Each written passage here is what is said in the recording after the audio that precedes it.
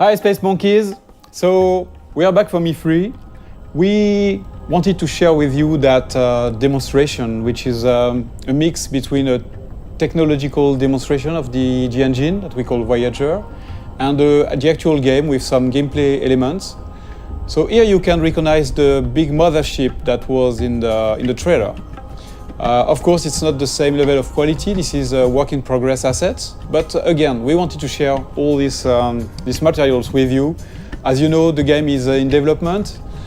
We still have a lot of things to do, but it's cool to share with you where we are on that spaceship part. So here, the mothership is like a home, a house for the player. That one is about 400 meters long, and you can have your crew inside, of course your main character, but also your spaceships. So if you start in the game without anything, and you get your first spaceships, even if then later you have a larger spaceship, you can keep the smaller one into the big mothership. That's the same thing for the crew. If you start with one or two members in your crew, then you can have them in your big mothership later. That gameplay mechanic of what we call the Russian dolls, so bigger, smaller into the bigger, and then your characters, is very close to what we had in fact in Beyond Good and Evil 1, when the characters were getting out of the hovercraft. So here we have that monkey, which is my playable main character here, but of course in that game, you can select your character and create your own character. Just to give you a feeling of scale, that ship is about 20 meters long, and the other one, the mothership, is about 400 meters long. I'm going to go close to it so that you can see the size. So when we have large spaceships like that, the good thing, the interesting thing is that they are a real level of gameplay. You can go inside. We have interiors for those big ingredients. So imagine I'm at the beginning of the game. I'm starting the game. I have nothing, but I am like like in Beyond Good and Evil 1, you start without anything, and you have to get some money to like level up and get your first vehicles. So imagine I'm just delivering pizzas here. It's like a side quest or just a way among many to get some money. I'm delivering pizzas to those guys. So imagine it's not my spaceship. That's the beginning of the game, and this could be an interesting way to trigger the first ingredients of the adventure, because the spaceship is a playable interior. You can get inside, you can sell your pizza, and then instead of getting out of the ship, you could decide to explore the ship. And why not discover that there is some slavery, some human trafficking and things like that. The good thing is that in Beyond Good and Evil 2, like in the first episode, you can take pictures. So if I'm taking a picture of evidence of the things I'm seeing in the game, then I can share those pictures with the guys in the city, for example, and then I can trigger discussions with those guys based on the picture I took. So that's a very interesting mechanic that can create that feeling that you can explore everything and you can gather informations and share those informations with NPCs, but also between players. Another very interesting thing here is the feeling of scale. Here we know that the players, they will explore everything. They will want to go everywhere. So we need to handle large scale ingredients, like that huge statue, where you can go very close to it and you can look at all the details on the statues. And of course, you can go inside of this kind of statue, and you can also get on top of it. I just want to show you something interesting about the scale and the feeling of scale. So I'm going to land on the top of the statue, and you will realize how big it is.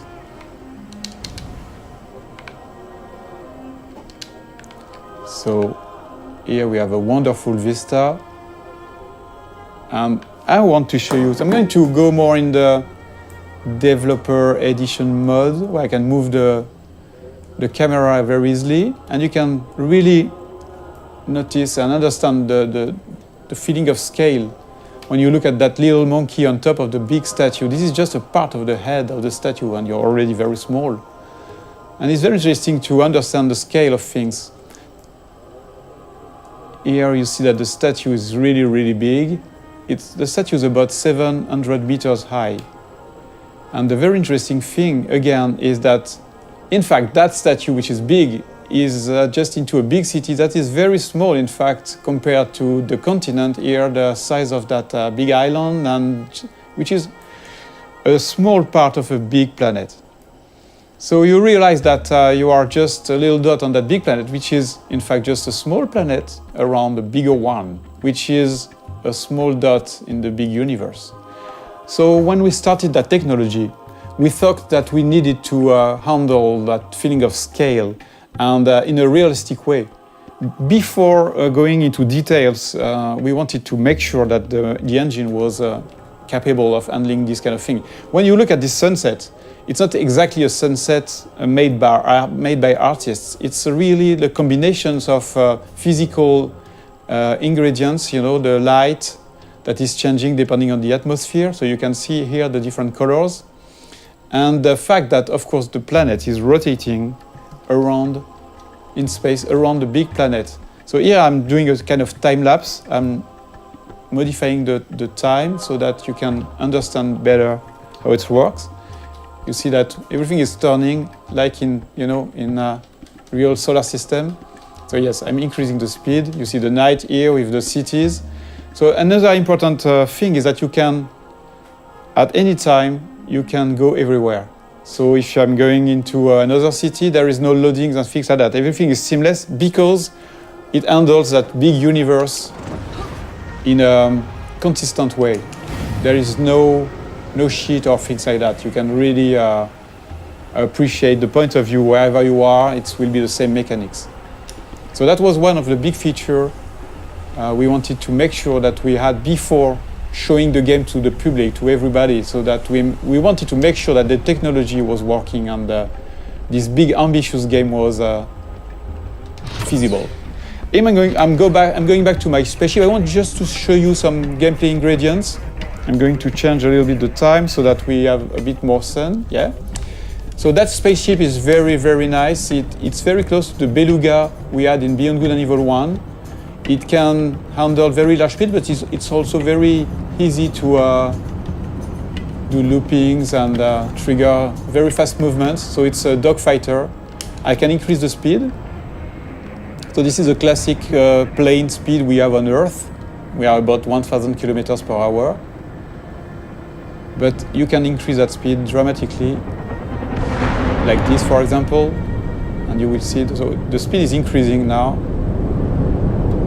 You see that it's about 5,000 kilometers per hour. Let's go back in the city so that we can really understand the speed, and I can increase the speed again.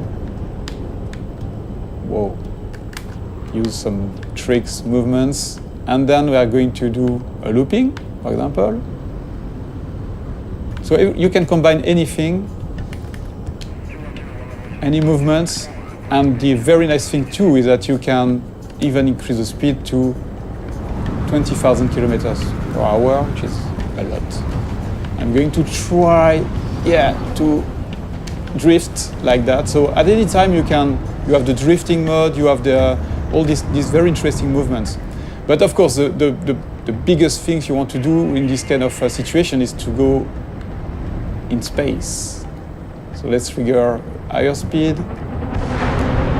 And you see this little effect around the spaceship is because of the friction of the atmosphere.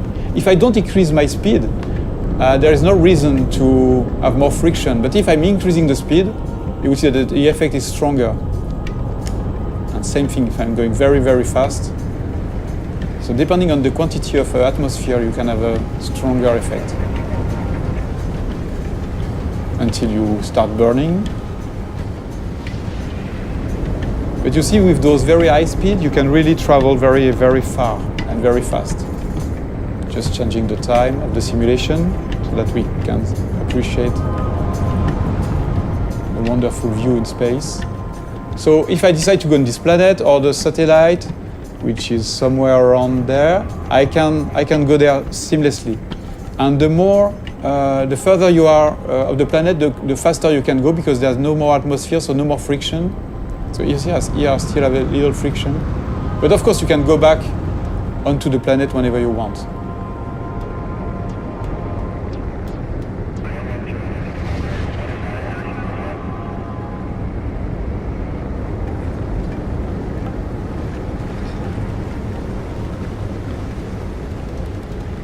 A very interesting thing too is that there's a lot of biomes on the planet, like this desert, or you have frozen lands on the planet, different cities.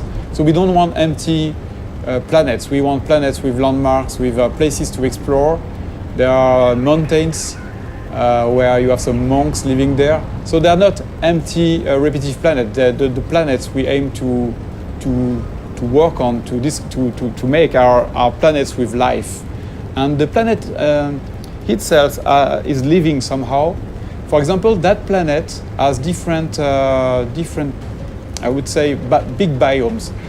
Because that planet, as I told you, is a satellite of the bigger one, the one that is in the foreground. A part of that planet is protected, like the moon. Our moon is a part of the moon is protected by Earth from the big asteroids and meteorites. So here that's exactly the same thing. The cities are built in the safe place where nothing is falling from space. But I will show you a bit later the opposite part of that planet, where you can have real-time giant meteorites, asteroids falling and modifying the planet's ground. The very interesting thing is that this kind of event is connected to the life on the planet. So that, yes, you've got those cities on the safe place, but once the big giant meteorites are falling on the other side of the planet, then you have the big companies that are sending the slaves on those very dangerous places. And a lot of slaves are dying trying to gather the meteorites goods, all the things that are falling from space and crashing. They are taking those rare materials and risking their life.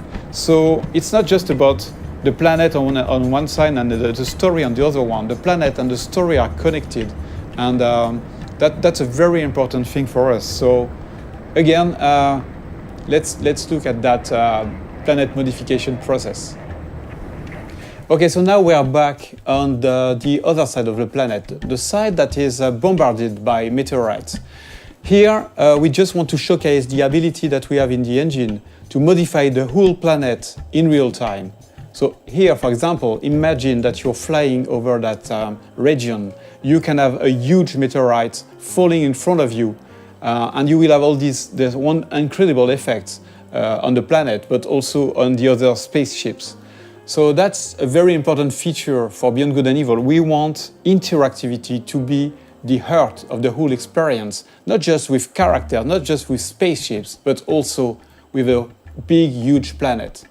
So thank you for watching that video. This is our first Space Monkey debrief. Many more will come, and we would love to have you leaving us your comments on this Space Monkey program site. So please comment, tell us what you think, and expect way more videos like that. Thank you very much.